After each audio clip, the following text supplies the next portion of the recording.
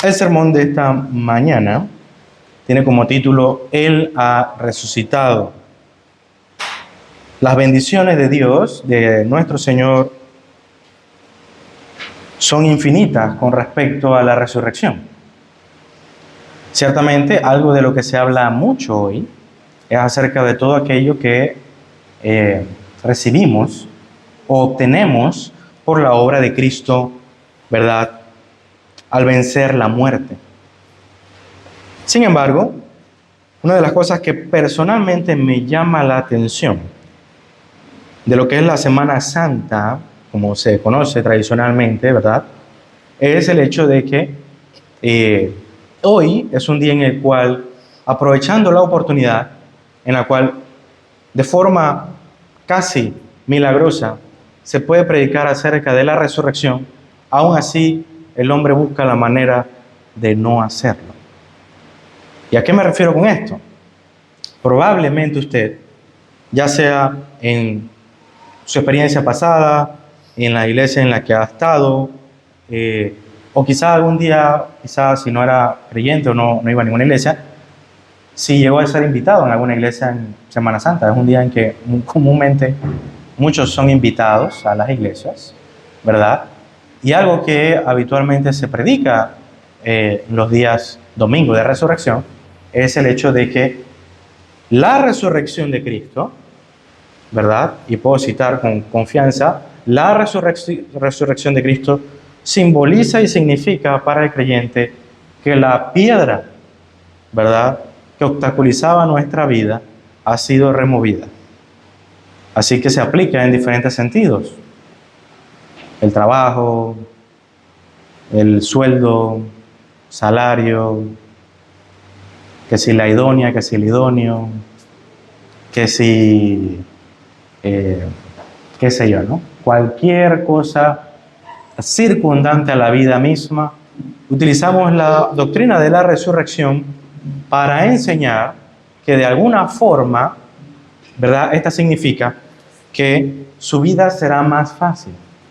Su vida va a ser más llevadera, más cómoda, porque así como Cristo, ¿verdad?, movió la piedra de su camino, así el Señor ha movido o mueve la piedra de tu vida, de tu trabajo, del trabajo que sueñas, de la esposa que sueña, del esposo que sueñas. Todo aquello que obstaculice, ¿verdad?, simboliza aquella piedra. Entonces, esto es un ejemplo de lo que es no predicar la cruz de Cristo, la resurrección de Cristo, que como bien enseña el apóstol Pablo en Corintios, es el Evangelio, según las Escrituras. Es el Evangelio.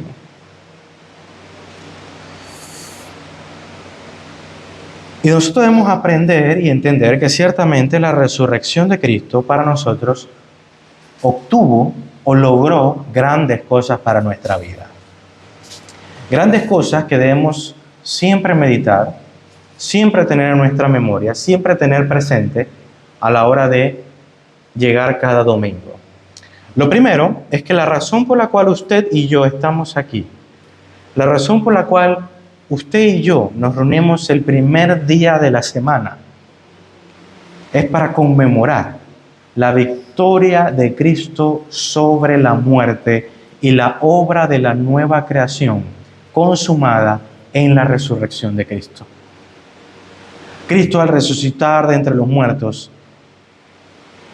fue la evidencia visible, tangible, de que el sacrificio de Cristo había sido aceptado delante de Dios, que había sido, ¿verdad?, reconocido por Dios como olor fragante, y por consiguiente la expiación de nuestros pecados había sido aceptada de tal manera de que había garantía, seguridad, de que usted y yo en Cristo podíamos confiar plenamente de que tendríamos perdón por nuestros pecados, no temporalmente, no por un lapso de tiempo, no por 70 semanas, no por 7 días, sino por toda la eternidad. El perdón de nuestros pecados tendría el valor inherente. La sangre de Cristo derramada en la cruz del Calvario tendría el valor inherente de perdonar todos nuestros pecados, incluso aquellos que aún usted ni siquiera ha cavilado hacer, en el cual usted ni siquiera piensa que podrá llegar a hacer. Por esos pecados, Cristo ha muerto también. Los pecados de nuestro futuro, las cosas que aún no hemos hecho. Cristo murió por ellos, para que usted sepa que tenemos abogado para con el Padre, tal cual si usted y yo pecamos, podemos acudir a Él para remisión de los mismos. Por eso, hermano, lo primero que debemos entender acerca de la resurrección de Cristo es que es un anuncio del Evangelio. La misma dinámica de la historia de la resurrección de Cristo es eso, es el hallazgo de la resurrección de Cristo y cómo aquellas damas, aquellas mujeres que fueron, ¿verdad?, al sepulcro, lo primero que hicieron fue correr y llevar esta buena nueva a los discípulos. No hay otra cosa que deba motivar más al creyente que el anuncio semanal, el anuncio diario de que Cristo ha resucitado, de que nuestro Señor no yace en la tumba y que nuestro Señor no yace en el madero. Hoy muchos están en diferentes iglesias viendo en la parte frontal de la iglesia aún una imagen que simboliza a Cristo ensangrentado, lacerado, sufriente, que yace en el madero. Mi querido hermano, el símbolo del cristianismo no es ese. El símbolo del cristianismo es el madero vacío. Es la tumba vacía. Ese es el símbolo del cristianismo. Porque es la declaración de victoria de nuestro Dios. Es la razón por la cual usted y yo estamos hoy aquí. Es lo primero que quiero que usted comprenda. No solamente de forma litúrgica, de forma religiosa o tradicional, usted y yo guardamos el domingo.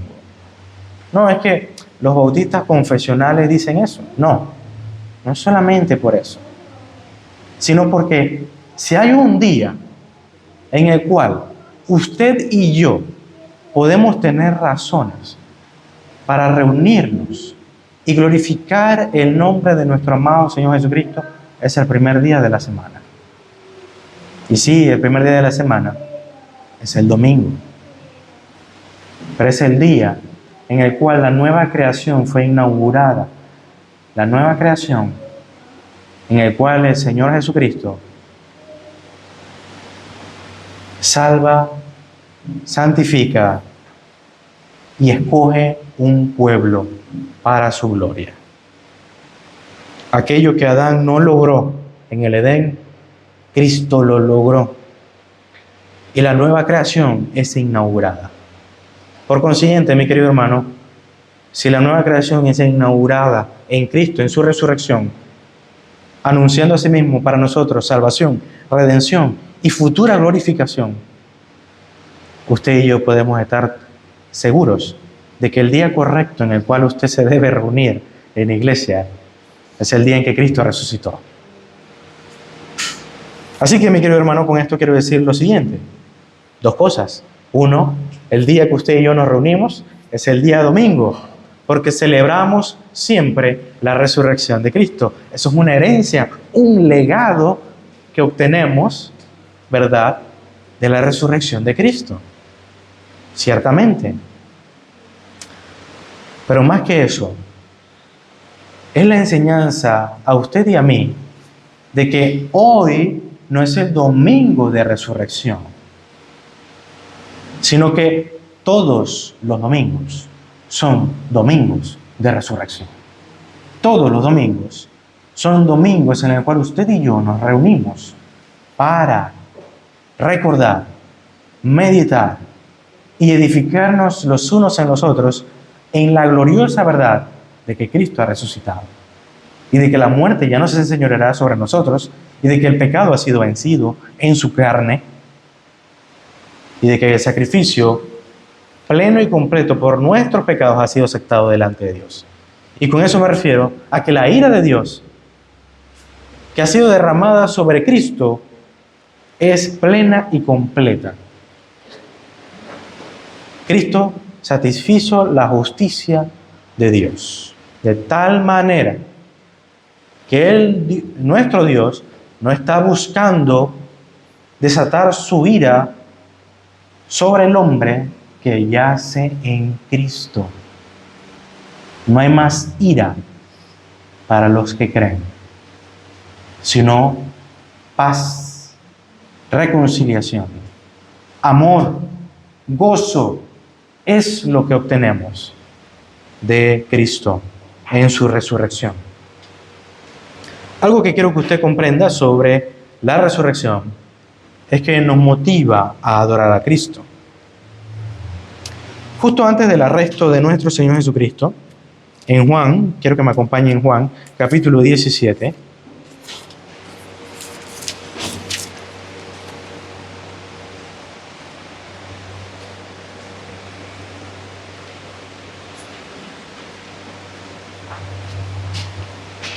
vamos a leer desde el versículo 4 hasta el versículo 5. Dice así: yo te he glorificado en la tierra, he acabado la obra que me diste que hiciese. Ahora pues, Padre, glorifícame tú al lado tuyo, con aquella gloria que tuve contigo antes que el mundo fuese. Una de las cosas más llamativas de esta oración de nuestro Señor Jesucristo, que se conoce como la oración sacerdotal de nuestro Señor Jesucristo, en el cual ora por la iglesia, ora por sus discípulos, pero al principio, en un sentido de exaltación, Él orando al Padre, reconociendo su obediencia, ¿verdad?, en su ministerio público, también incluye en su obediencia, tal como le dice Pablo en los Filipenses, en la epístola a los Filipenses, su obediencia no fue solamente en el lapso de tiempo en el cual Él ministró a los discípulos durante 3 años. Su obediencia es hasta la cruz, hasta su muerte. Cristo obedeció a su Padre hasta su muerte en la cruz. Todo cuanto Él hizo, todo cuanto Él logró, ¿verdad?, en lo que se conoce la humillación de Cristo, también fue obediencia de Cristo al Padre. De tal manera que Jesucristo orando dice: he cumplido la obra que tú me encomendaste. He logrado aquello por el cual tú me enviaste al mundo. Por consiguiente, ahora, Padre, tal como había sido establecido desde la eternidad, el Hijo, ¿verdad?, sería ahora entronizado, coronado a la diestra del Padre. Mi querido hermano, la resurrección nos instruye a cada uno de nosotros a adorar no a un mero siervo, no a adorar a un carpintero, no a adorar a un maestro, no a adorar a un simple hombre, sino a adorar al único Dios verdadero, a Jesucristo, Dios hombre. ¿Por qué? Porque Él ha cumplido la obra que se le ha sido encomendada. Todo aquello que tú me diste, lo he hecho. Por consiguiente, glorifícame tú, al lado tuyo, a tu diestra, dice Jesucristo, con aquella gloria que tuve antes de que el mundo fuese. En otras palabras, Cristo está a la diestra del Padre manifestando toda su majestad, toda su gloria.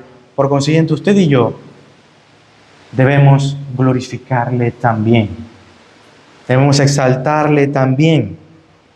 Debemos levantar alabanzas a este Rey y no meramente, ¿verdad?, sentir lástima en días como estos, sentir algún tipo de, ¿verdad?, pena, que es algo muy común, que se ha convertido en un hábito de parte de la iglesia, cuando en la Semana Santa vemos, por ejemplo, la Pasión de Cristo. O vemos, por ejemplo, cualquier serie o miniserie acerca de nuestro Señor Jesucristo. Que no digo que no lo haga, son algunas muy buenas. La Pasión de Cristo no es mala en su enfoque, tiene cosas buenas, interesantes. No digo que no las vea, pero mi querido hermano, ninguna película, ninguna serie, ninguna miniserie, nada de esto va a reemplazar la instrucción de las Sagradas Escrituras de que Cristo ha resucitado y ahora, siendo ascendido a la diestra del Padre, nos convoca a usted y a mí a despojarnos de nuestras coronas para exaltarle, porque Cristo reina. Cristo reina, y ese es el anuncio de su resurrección. Tenemos un Rey. Tenemos un Rey sobre nosotros. No es una anarquía lo que vivimos, no es una nación sin cabeza. Tenemos un Rey que gobierna, reina y tiene potestad sobre todas las cosas. Mateo 28. Dice así, Mateo 28, versículo 17.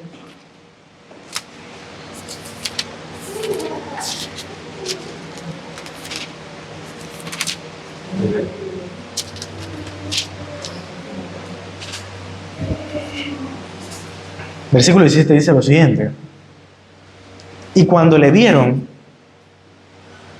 a Cristo, que había resucitado, que se había levantado entre los muertos, que había vencido la muerte, dice así, y cuando le vieron, los discípulos le adoraron.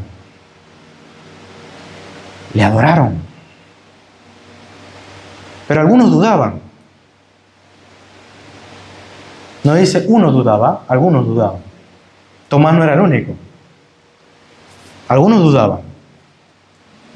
¿Y cómo Jesucristo atiende la duda de los discípulos? Haciendo lo siguiente. Jesús se acercó y les habló diciendo: toda potestad me es dada en el cielo y en la tierra. Toda potestad me es dada en el cielo y en la tierra. En otras palabras, todo reino, toda frontera, todo es mío. Todo me pertenece. No hay nada en la tierra de la cual yo no tenga control alguno. Todo es mío, todo me pertenece. Todo cuanto quiero será hecho. Ese es nuestro Dios. Ese es nuestro Rey. Y esa es la certeza que se le da a los discípulos que tenían dudas, cuestionamientos, cierta incertidumbre sobre la naturaleza de su Señor, Jesucristo. Que Jesucristo le contesta con la palabra, diciéndoles, Él no les dice, ok, otra vez, toquen aquí, toquen acá. No, Él les dice, crean y sean salvos. Crean en mi palabra. Tengo toda potestad en el cielo y en la tierra. Todo se me ha sido dado. Cumpliendo así la profecía de Daniel acerca del Hijo de Dios. Seguramente a alguno de los discípulos le retumbó la profecía del Hijo de Dios de Daniel. Y le habrá pensado tal como estaba profetizado. Es por eso que Jesucristo les dice lo que nosotros entendemos como la gran comisión. Por tanto, id y haced discípulos a todo el mundo. Esta instrucción viene precedida de la declaración de que Él tiene toda potestad sobre todas las cosas. ¿Qué quiere decir eso? Bueno, vayan y prediquen el Evangelio. Vayan a todas las fronteras, todas las regiones, todas las tribus, todas las naciones. Pero Señor, eso queda muy lejos. Yo tengo toda potestad. Pero Señor, allá nos odian, nos van a matar. Yo tengo toda potestad sobre todo. Pero Señor, ellos no conocen nuestra lengua, no van a entender lo que le vamos a decir. Yo tengo toda potestad sobre el cielo y sobre la tierra. Por tanto, id. Pero Señor, me es muy difícil, yo fui llamado a mi pueblo, a mi etnia, y los gentiles son despojos, son perrillos. Yo tengo toda potestad sobre el cielo y sobre la tierra. Id. ¿Y qué pasó cuando ellos no quisieron ir? Pues el Señor se encargó de que fuesen. Ah, ¿no quieren ir? Había un hombre llamado Saulo persiguiendo a la iglesia, asolando a la iglesia, entrando y tumbando puertas, arrastrando a la iglesia a las afueras, apresándolos, martirizándolos. Y la iglesia en Jerusalén tuvo que huir. Ah, ¿no quieren ir? Pues van a ir. Y el Señor, en su palabra, deja claro que la iglesia se expandía, crecía, y el número, ¿verdad?, crecía de miembros en la iglesia a medida que las personas que habían sido dispersadas, ¿verdad?, a Samaria, a Asia, a Europa, ¿verdad?, iban pregonando este glorioso evangelio. Mi querido hermano, tenemos motivos para exaltar a nuestro Señor. Uno, que hoy estamos aquí por su obra en la cruz y porque se levantó de entre los muertos al tercer día. Hoy usted y yo nos reunimos como un solo cuerpo por ello, pero también no solamente nos reunimos porque sí, sin propósito y sin razón. Nos reunimos para adorarle, porque Él reina. Esa es la segunda razón. La segunda cosa que hemos adquirido de su resurrección. Tercero, lo tercero que usted y yo hemos adquirido, heredado, y el legado que tiene su resurrección, mi querido hermano, es un suelo firme, una base firme, un pilar inamovible de nuestra fe.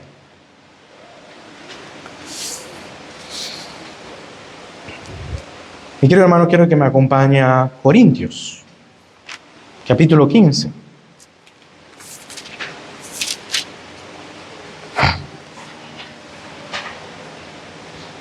Primera Corintios capítulo 15.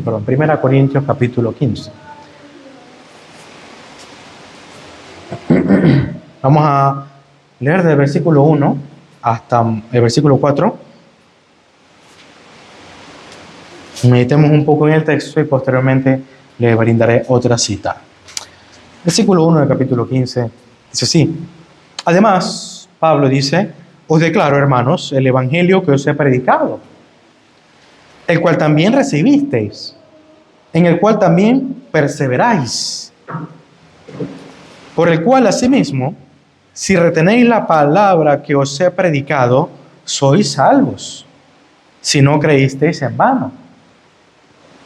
Porque primeramente os he enseñado lo que asimismo recibí, que Cristo murió por nuestros pecados, conforme a las Escrituras, y que fue sepultado y que resucitó al tercer día, conforme a las Escrituras. Y apareció a Cefas, que es Pedro, y después a los 12, tal como lo dice las Sagradas Escrituras, ¿verdad? Antes de continuar, ya que vamos a leer otros textos, yo quiero que usted comprenda, mi querido hermano, que lo que hemos recibido en la resurrección es un fundamento inamovible en nuestro evangelio. Un fundamento inamovible en nuestro evangelio.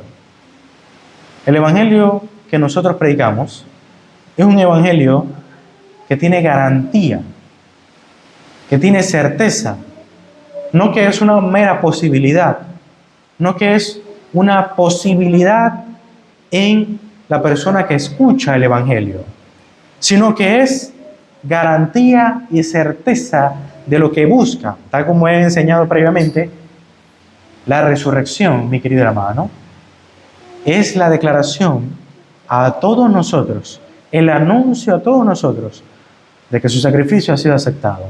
Y por consiguiente, el perdón de nuestros pecados es para siempre. Para siempre.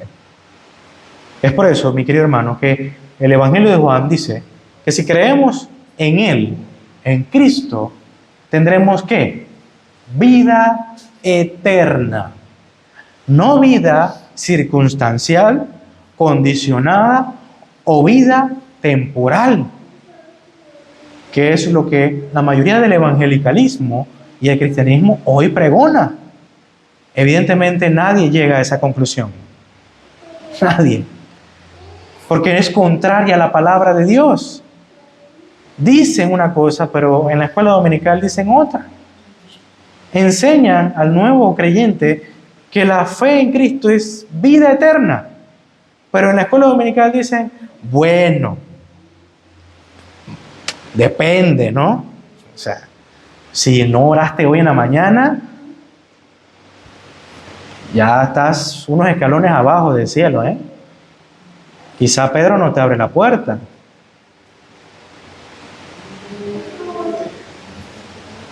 Haciendo broma de esto, evidentemente, no es lo que se dice. Pero en una forma muy superficial, se empieza a pregonar la inseguridad de la salvación. Y mi querido hermano, la resurrección es un pilar, un fundamento para nuestro evangelio. Porque nuestro evangelio, nuestra fe, no es una fe vacía, no es una fe, ¿verdad?, que no tiene garantías. Al contrario, es una fe que tiene sustancia y garantía. Permítame continuar en el argumento del apóstol Pablo, versículo 12. Pero si se predica de Cristo, que resucitó de los muertos, ¿cómo dicen algunos entre vosotros que no hay resurrección de muertos? Porque si no hay resurrección de muertos, tampoco Cristo resucitó. Y si Cristo no resucitó, vana es entonces nuestra predicación, vana es también vuestra fe. Y somos hallados falsos testigos de Dios, porque hemos testificado de Dios que Él resucitó a Cristo, al cual no resucitó, si en verdad los muertos no resucitan. Porque si los muertos no resucitan, tampoco Cristo resucitó. Y si Cristo no resucitó, vuestra fe es vana. Aún estáis en vuestros pecados. Mi querido hermano, si no hay resurrección, si nuestro evangelio no tiene resurrección, su fe no tiene sentido. No tiene en qué se sostenga. Porque usted, mi querido hermano, no es diferente a un musulmán. No es diferente a un dios de las escrituras, como por ejemplo Mamón o Moloch. Porque si Cristo no resucitó, Él yace en la tumba.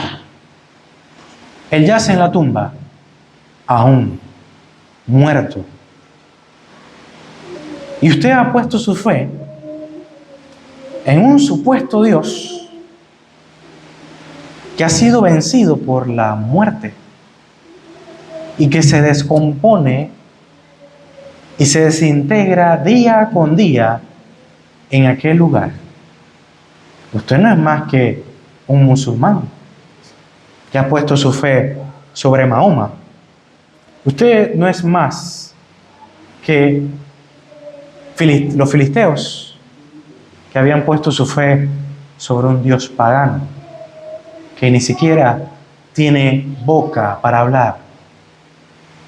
ni ojos para ver. En otras palabras, mi querido hermano, usted sería un idólatra.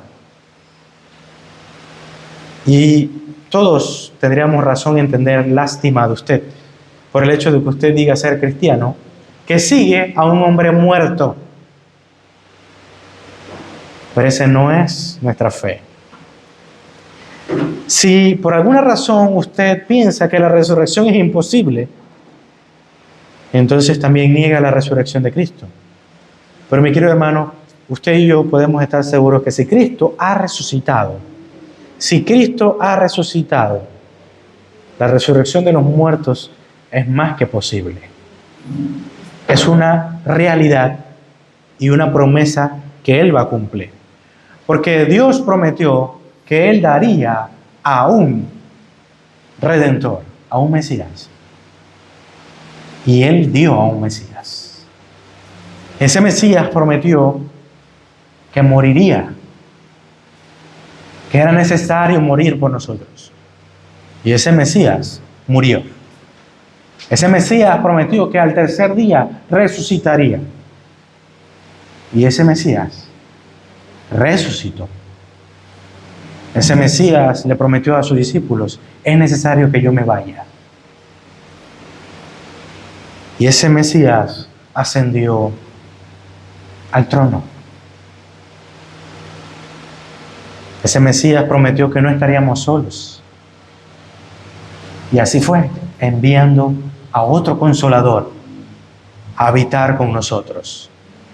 La iglesia tiene más de 2000 años. Se ha derramado sangre. Hombres han dado su vida por este evangelio, por esta verdad, por una razón: porque Él resucitó.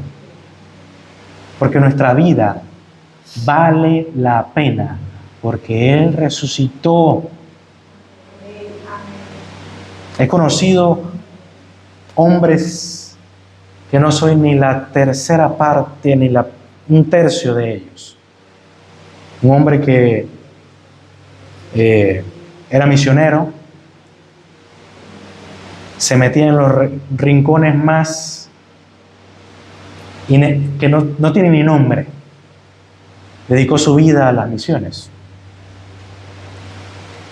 Este hombre murió de cáncer, no puedo decir el nombre, murió de cáncer, y aunque muchos creyentes incluso dicen que fue negligente, fue irresponsable, muchas cosas dicen. Me causa lástima que eso sea lo que se recuerda de este hombre. Yo desde muy pequeño lo conocí y siempre fue como un tío, un padre, ¿no? Pero siempre estaba en misiones, en iglesias, pequeñas iglesias en áreas bastante alejadas, y también había misiones fuera del país, y también eran áreas apartadas, cruzando ríos, cruzando montañas, unas cosas extremas. Él murió de cáncer predicando, porque el tratamiento de cáncer le quitaba tiempo para ir a visitar a la iglesia del pastor fulano en tal rincón que no se sabe el nombre. El rincón alejado, el rincón largo, que hay un lugar que se llama así. Y mucha gente lo critica. Yo recuerdo su vida, su legado, su testimonio, como uno de los últimos verdaderos testimonios de alguien que ha sido inundado, que ha sido completamente lleno, que alguien que ha sido completamente instruido por el Evangelio. Alguien que podría decir ha sido intoxicado por el Evangelio. Quizá no es el término correcto, pero ha sido lleno del Evangelio. De tal manera de que lo que él hace es lo que el Evangelio, ¿verdad?, debe llegar a ser. Y es ser pregonado a todo lugar. Para él era una pérdida de tiempo, una inversión sin sentido, su tratamiento de cáncer. Pero lo que sí tenía sentido para él era que su evangelio, el evangelio de Cristo, sea pregonado a todo lugar. No estoy diciendo, mi querido hermano, que usted no va ahora a tomar sus medicamentos, ni mucho menos. Lo que quiero decir es, mi querido hermano, es que nuestras vidas no valen más que el evangelio de Cristo. Y si el evangelio de Cristo nos demanda nuestra vida, entreguemos nuestra vida. Entreguemos nuestra vida. Ese es el llamado de Cristo. Niégate a ti mismo. Y creo particularmente, muy particularmente, que este hermano, en su vida y su ministerio y llamado particular, él entendió que él tenía que entregar su vida de esa forma. Y bajo ninguna circunstancia me nace a mí cuestionar su decisión. Y más cuando su propia familia aceptó con él su destino. Una familia que amo, que atesoro como familia, que incluso estudió en el seminario de Balboa, incluso. Y cuando yo escuché la noticia, yo quedé, wow, el Señor está en esto, ¿no? Sin duda alguna, una familia que busca llenarse del Evangelio. Mi querido hermano, nuestra fe no es vana, no es sin sentido, tiene sentido, tiene un propósito, tiene una razón de ser. Es exactamente su resurrección la que nos da sentido a nosotros, sentido a nuestra vida, propósito a nuestra vida. Existimos por causa de que Él vive hoy. Si Él vive, usted y yo viviremos para Él. Mi querido hermano, la resurrección de Cristo, como cuarta razón, nos enseña, nos instruye como legado que somos nuevas criaturas en Él.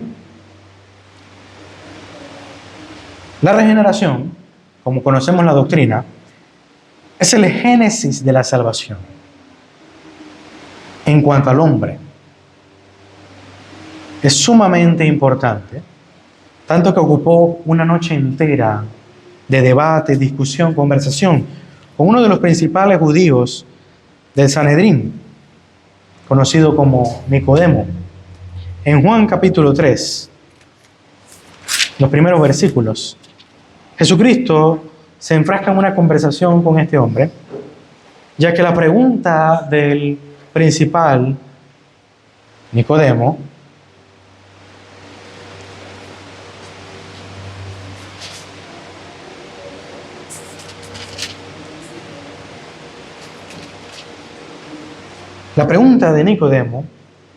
le llevó a instruirle acerca de la naturaleza de la regeneración, o lo que también se conoce como el nuevo nacimiento. En Juan 3, versículo 2 dice: Este vino a Jesús de noche y le dijo: Rabí, sabemos que has venido de Dios como maestro, porque nadie puede hacer estas señales que tú haces si no está Dios con él. Respondió Jesús y le dijo: de cierto te digo que el que no naciere de nuevo no puede ver el reino de Dios. Nicodemo le dijo: ¿cómo pues puede el hombre nacer siendo viejo? ¿Puede acaso entrar por segunda vez al vientre de su madre y nacer? Respondió Jesús: de cierto te digo que el que no naciere de agua y del Espíritu no puede entrar en el reino de Dios. Lo que es nacido de la carne, carne es, y lo que es nacido del Espíritu, Espíritu es. ¿Qué dice Jesús acá? Jesús no estaba contestando y diciéndole: no seas tonto, Nicodemo, ¿verdad? ¿Cómo puedes meterte nuevamente en el vientre de tu madre? No seas tonto. Eso no es lo que dice Jesús. Jesús atiende a la naturaleza de la pregunta de Nicodemo. Nicodemo no está preguntando algo tonto. Nicodemo está diciendo: ¿cómo el hombre puede hacer para nacer de nuevo? ¿Cómo el hombre, siendo hombre ya, puede hacer algo para nacer de nuevo? Esa es la naturaleza de la pregunta. Lo que Jesús contesta es contestando la naturaleza de la pregunta. tú no puedes hacer nada. Tú no puedes hacer nada. Tú no te puedes volver a meter al vientre de tu madre. Tú no puedes trabajar algo en ti mismo, en tu carne, para nacer. Porque Jesús dice, lo que es nacido de la carne, carne es. De tal manera de que Jesucristo le enseña a Nicodemo lo que él ya debería saber. Lo que ha sido dicho por los profetas. Que es necesario que nazcas del agua y del espíritu. Esta forma en que es escrito agua y espíritu es una forma judía de intensidad. En otras palabras, vamos a decirlo así, énfasis. Enfatizan algo. En otras palabras, lo que Jesús está diciendo es, la naturaleza del nuevo nacimiento no es carnal, no es humana, no es por la voluntad del hombre, no es por la capacidad del hombre, sino de una voluntad divina, espiritual, fuera de ti. Eso es lo que dice Jesús. Nicodemo, tú deberías saber estas cosas. Continuando con el texto, esto es lo que va a ocurrir. No te maravilles de que te dije, os es necesario nacer de nuevo. El viento sopla donde quiere, oye su sonido, mas ni sabe de dónde viene ni a dónde va. Así es todo aquel que es nacido del Espíritu. Esta analogía del viento es esa percepción de que usted no sabe la procedencia o el origen en el cual se suscitó una ventisca. Cuando usted está, ¿verdad?, y recibe el golpe de una brisa, usted puede pensar que viene del norte, sur, este, oeste, pero usted no sabe con ciencia cierta el lugar en el que se originó. Sí, es el norte. ¿Qué parte del norte? ¿Qué parte del sur? ¿Qué parte del este? ¿El oeste? Usted no tiene control sobre el génesis del momento en el que el viento sopla. Esta analogía es natural. Evidentemente, para que el Nicodemo entienda a qué se está refiriendo Jesús. Jesús se está refiriendo a la naturaleza espiritual del nuevo nacimiento. La naturaleza espiritual del nuevo nacimiento es que es algo propia y exclusivamente obra de Dios. Por consiguiente, tú no puedes saber. Tú no tienes control, tú no tienes potestad, ¿verdad?, sobre esto. Así como no tienes control sobre a dónde va a soplar la brisa. Si estás en un velero o en una embarcación, tú trabajas en función de a dónde sople la brisa. No controlas la brisa, no manipulas la brisa, sino que te ayudas con la fuerza del viento, ya sea de ir contra marea, ¿verdad?, o utilizarla en tu favor para ir más rápido. Este lenguaje, evidentemente de un pescador, ¿verdad?, como él era Jesucristo, el mejor de los pescadores, era alusión a eso. El hombre evidentemente no puede controlar la brisa. Y Nicodemo dice, ¿cómo puedes hacer esto? Respondió Jesús y le dijo, ¿eres tu maestro de Israel y no sabes estas cosas? ¿No sabes esto? De cierto te digo, que lo que sabemos hablamos y lo que hemos visto testificamos, y no recibís nuestro testimonio. Si os he dicho cosas terrenales y no creéis, ¿cómo creeréis si os dijera celestiales? Esta es la severa reprensión que hace Jesucristo acerca de la ignorancia de Nicodemo, que siendo un principal judío, no identificaba las profecías del Antiguo Testamento acerca de la obra del nuevo pacto y de la regeneración de Dios sobre su pueblo.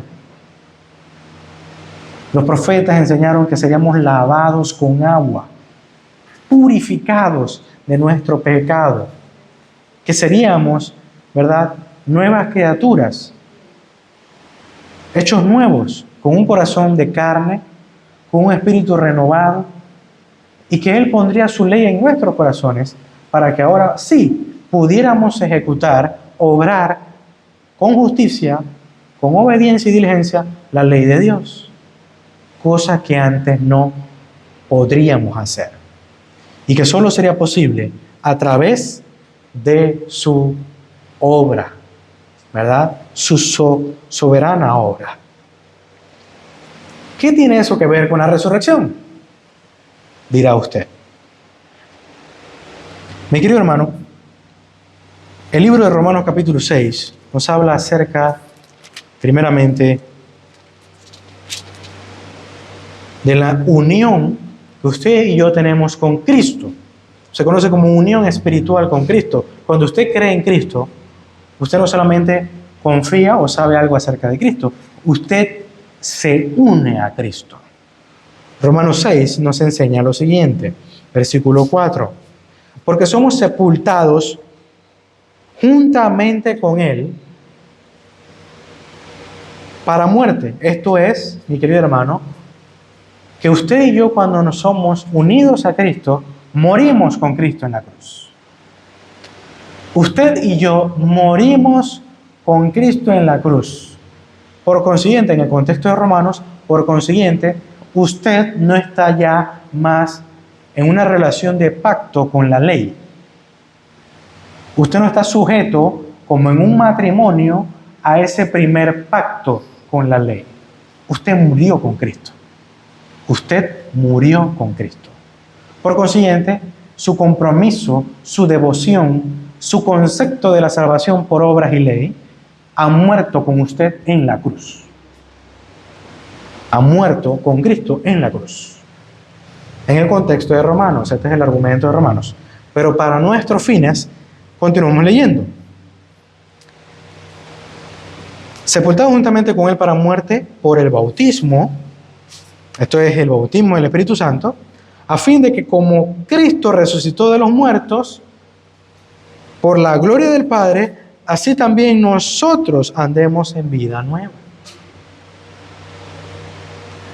Usted y yo no solamente somos unidos en su muerte, sino que por el bautismo del Espíritu Santo, que es el mismo ejecutor de la nueva vida en nosotros, o sea, la regeneración del hombre. Nosotros en nuestra fe reformada creemos que el bautismo del Espíritu Santo y la regeneración del Espíritu Santo se efectúan en un mismo momento. Por consiguiente, la primera llegada, que es el bautismo del Espíritu de Dios en nosotros, esa primera advenimiento del Espíritu de Dios en nosotros, que nos abre los ojos, que nos da entendimiento, nos hace nuevas criaturas, porque nos da vida nueva.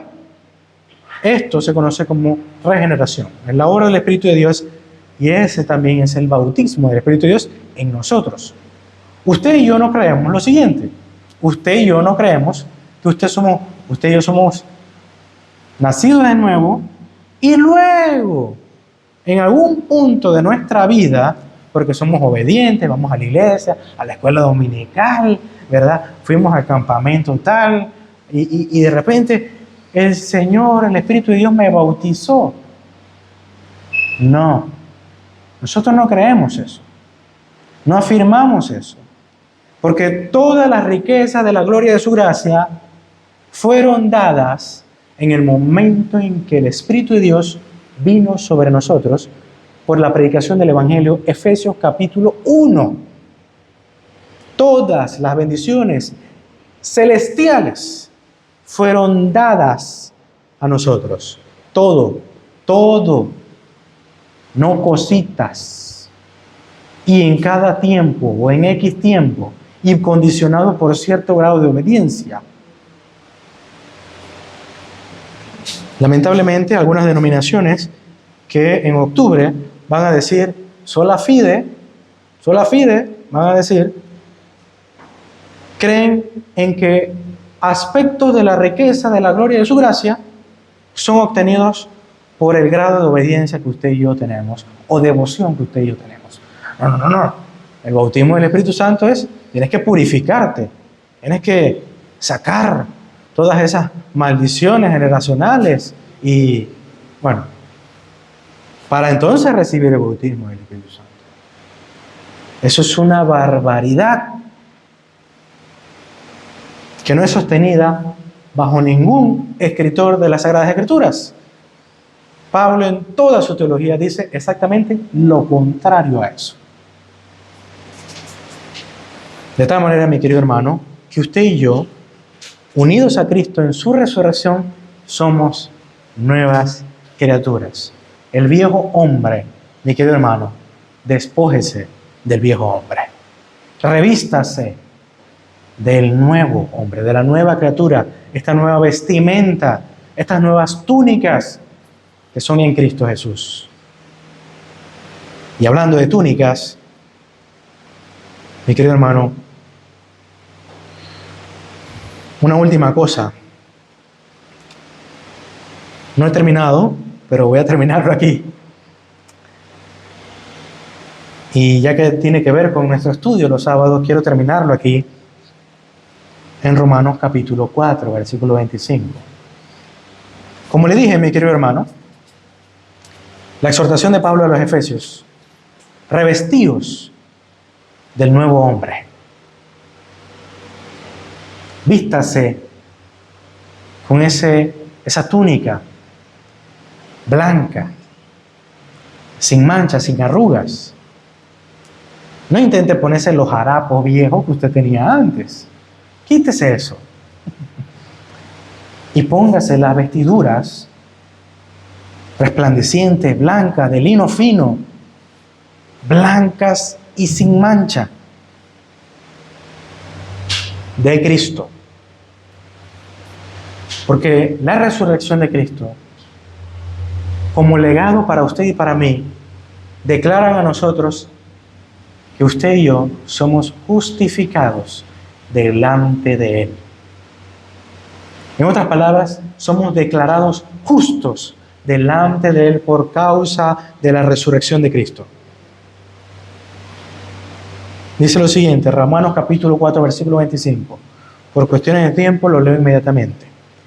El cual fue entregado por nuestras transgresiones y resucitado para nuestra justificación.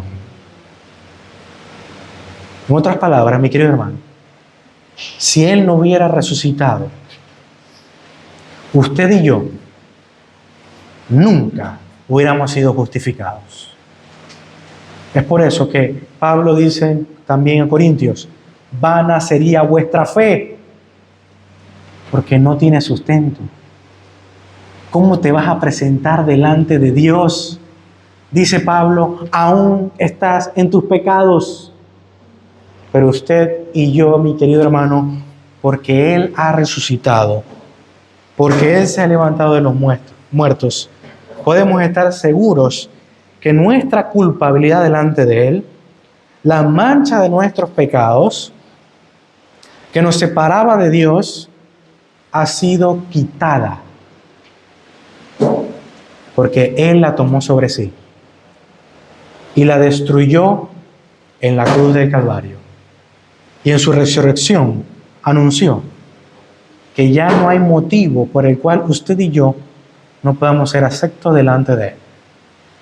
Porque aquello que nos separaba de Él, que era nuestro pecado y nuestra culpabilidad, murió en aquella cruz, en su carne. Nuestras transgresiones y nuestros delitos murieron en Él. Y usted y yo, ahora que hemos sido despojados de nuestras harapos y trapos de inmundicia que teníamos sobre nuestro cuerpo, el Señor nos da sus túnicas, sus vestidos. No porque lo merezcamos, no porque hayamos hecho algo para obtenerlo, no porque trabajamos duro para lograrlo, sino por pura gracia y misericordia. Por el puro beneplácito de Dios, usted y yo ahora recibimos su justicia gratuitamente. Romanos 3.